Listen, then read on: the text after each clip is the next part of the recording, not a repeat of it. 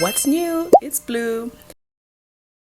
Hi guys! So, as you can see by today's video, I'm going to be drawing 4 of my OCs as tarot cards.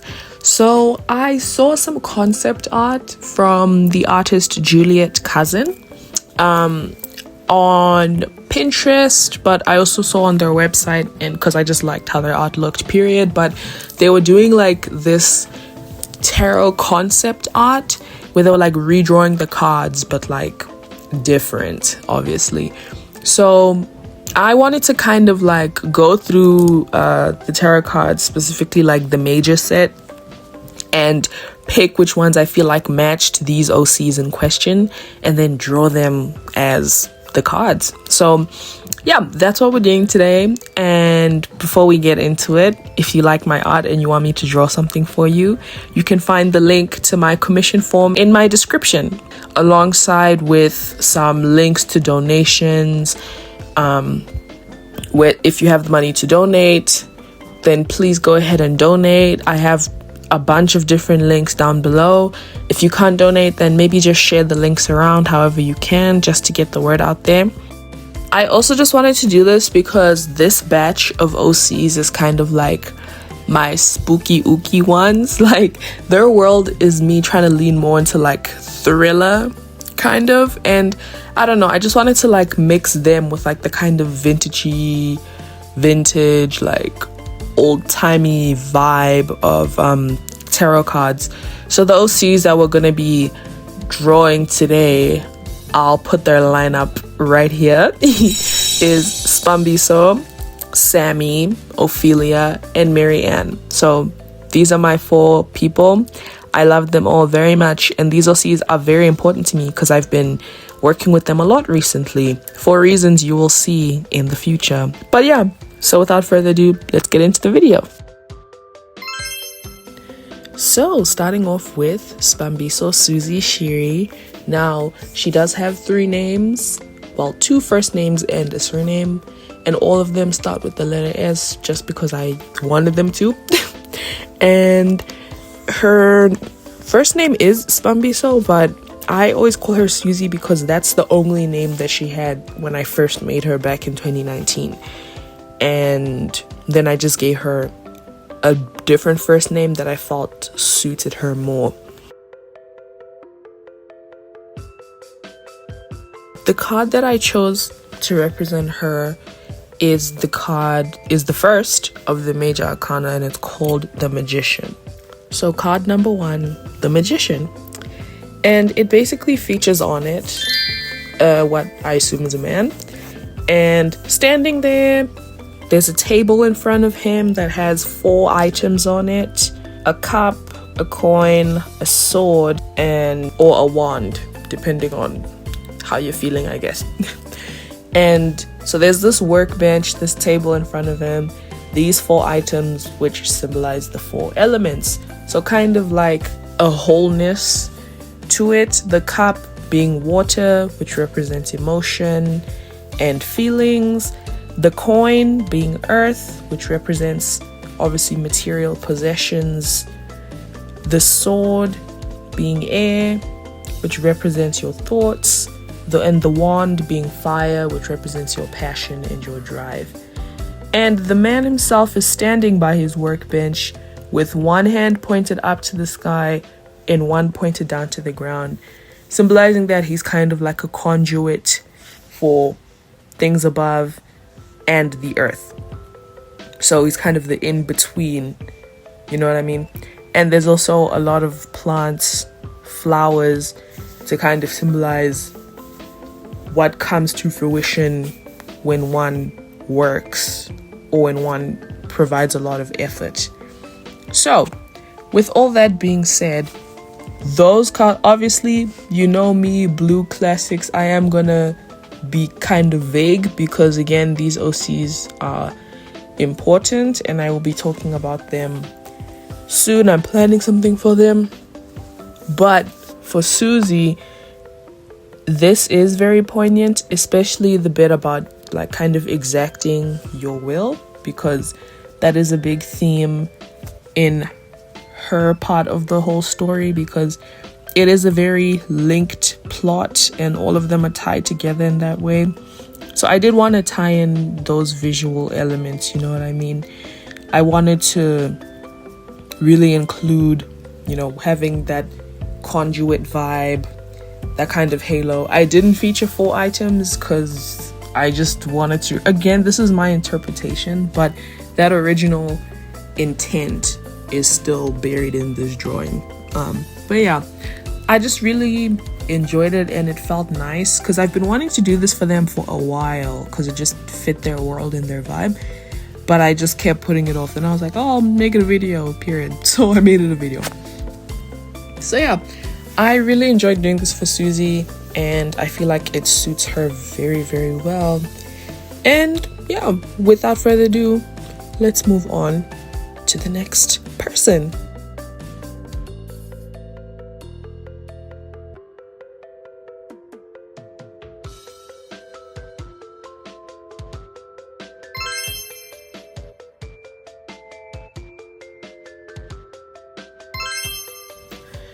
Now moving on to the next OC, Ophelia Perez.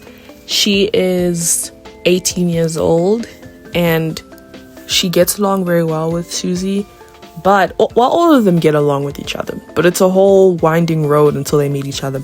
But I was very excited to pick Ophelia's card because with her 2 sprung to mind, the Hermit and the Sun, because she was someone who before plot TM was very much the Sun, and then she became something of a hermit, and then kind of after more plot TM became something of an in-between the two, obviously. So the Hermit card is the 6th card, if I'm reading the Roman numerals right. If I'm not, then just ignore it. So the Hermit card features an old man wearing a cascading baggy robe, an unassuming robe that is obviously to signify just very humbleness. It's nothing fancy. And he also holds a staff that's meant to ground him to the earth and the present. And most notably, he's holding a shining lantern that is illuminating his way in the darkness. And it's kind of like an in the moment thing. It's not showing him what his whole journey is gonna be. It's like light for this moment because he's really just in the present. You know, he's in his melancholic solitude. And how you must rely on your intuition for what lies beyond the light that you can't see. So with Ophelia, I really like this, and as you'll be able to tell with all these pieces. With Susie, I did it a little bit, and then with Ophelia, I realized like, oh wait, I really want to render, like I really want to go into it and properly render, because I don't know, I just really like rendering. Doing line art would probably be easier, but I just prefer to render these days, even though it takes longer. Like all these pieces took so long, but I loved every second of it. I don't know, maybe I'm a weirdo, but yeah, so with Ophelia, this really suits her because she is in her melancholic solitude era.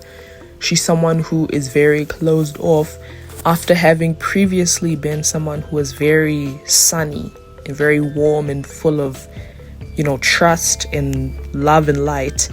And then she became closed off for plot reasons that I can't reveal to you. But so I wanted to capture her, even though she's the hermit right now and in her hermit era, this sun that she's had within herself, her intuition, her core guiding values, everything is still there to guide her and light up this darkness that she's in. Which I just love my Pookie, bro. I love Ophelia so much. And her name used to be Julie, but then I changed it and made it Ophelia. Yeah, no connection to the character. I almost said Ophelia. Oh my god, Ophelia. I just liked how the name sounded, and I like the song Ophelia by the Lumineers, because it's like, girl, she has been on my mind since the flood, literally. So yeah, that was Ophelia, and let's move on to the next.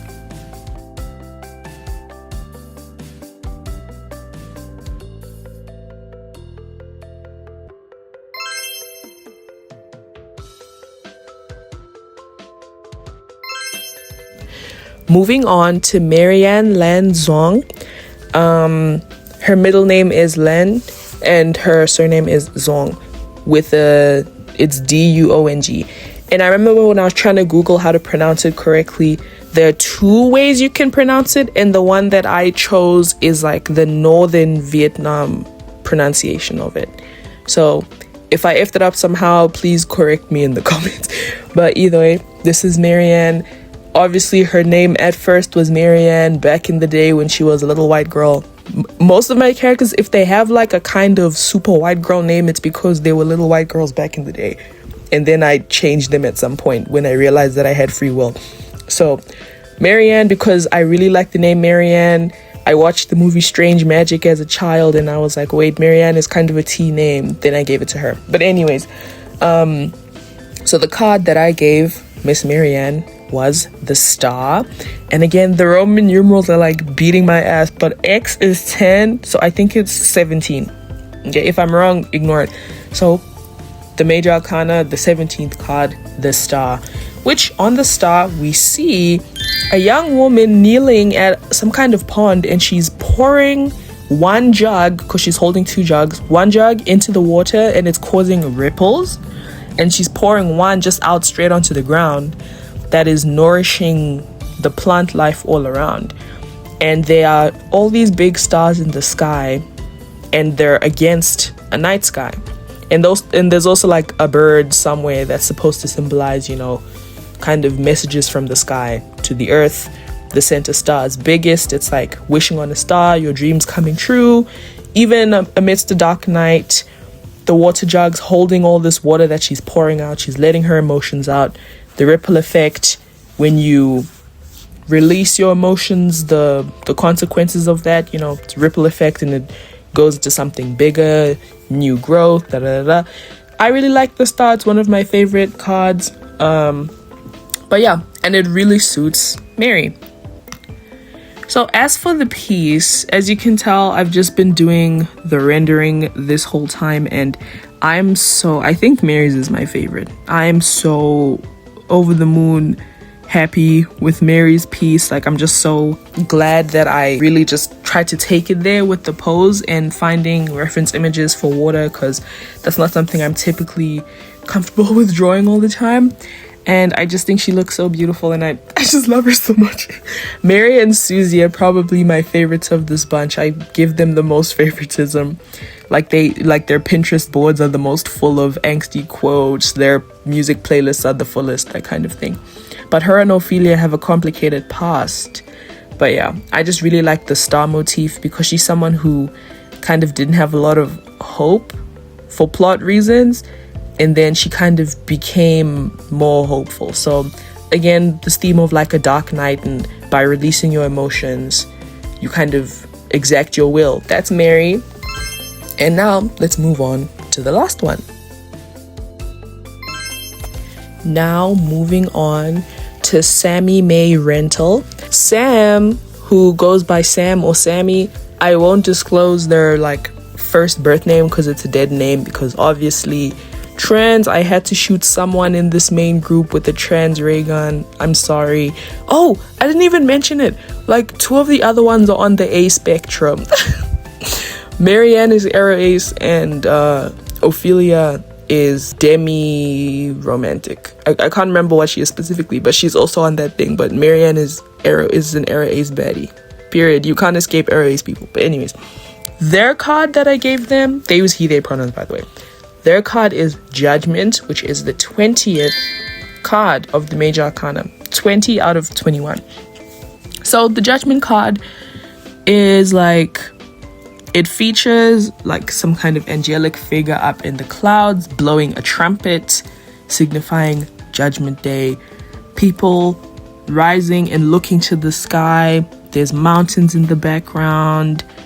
Like, so divine calling, revelation, people accepting, you know, this end, accepting this judgment. And there's an energy of healing, renewal, and transformation.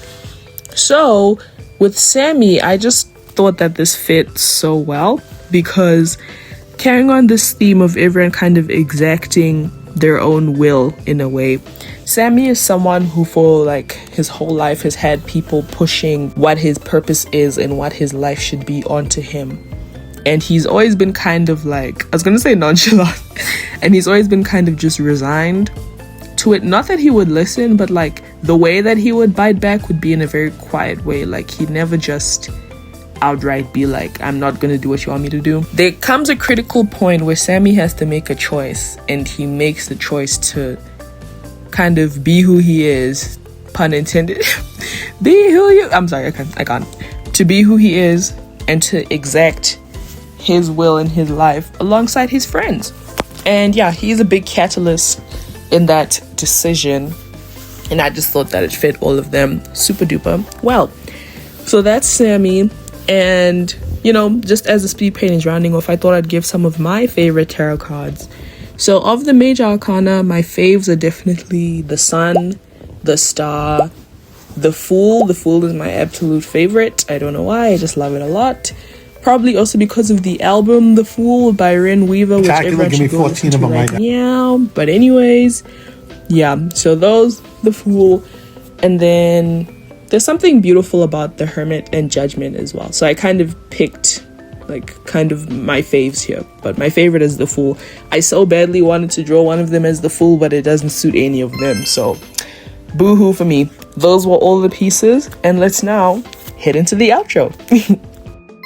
So if you like the video, don't forget to like the video, comment, share, subscribe, and turn on notifications so that you don't miss any future uploads from me. And as always, if you want to commission me, go ahead and commission me, girl. You know you want to. And yeah, I just really enjoyed drawing this. I enjoyed like kind of officially is it soft launch or hard launch? Hard launching them, because they were really fun to draw. I really just enjoyed it. I also find tarot cards interesting, so it was nice also looking into the specific meanings. And if you, I mean, obviously, unless, because I know some people aren't a fan of tarot, if you're not a fan of it, fine. But if you are, and you also have OCs, it could be fun. It can help you kind of look into your OCs and their motivations and their disposition and finding what suits them, that kind of thing. It's like MBTI, I guess, but not really. You know what I mean? But yeah, so anyways, as always, stay safe, and I'll see you guys next time. Bye!